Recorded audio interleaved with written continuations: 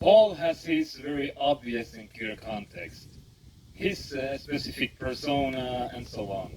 For example, Paul said that he was teaching the Gentiles only to make Jews jealous. That's from Romans 11:11. I mean, that is obviously not the best attitude to have in creating a spiritual home for the people he was teaching. I mean, only to create jealousness.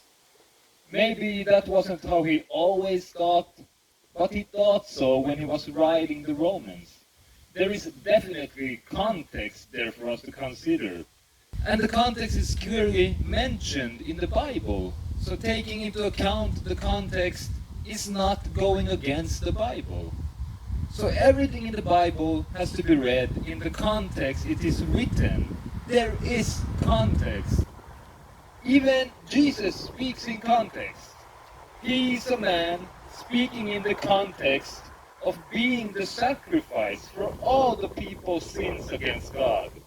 This is not lack of context. So you have to read everything that Jesus says about that in that context.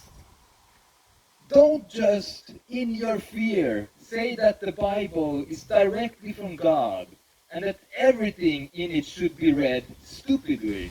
That is wrong fear of God. That is wrong fear of God. Yes, everything is obviously created by God. Yes, God has wanted the Bible to be exactly how it is. But that means that God has wanted you to be able to read the Bible and take into account the context within which it is written.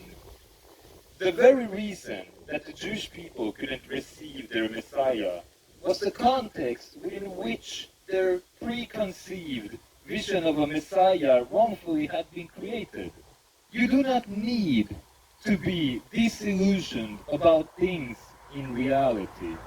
You do not need to paint up a wrongful picture of God in your head. You can meet God today. Be with God.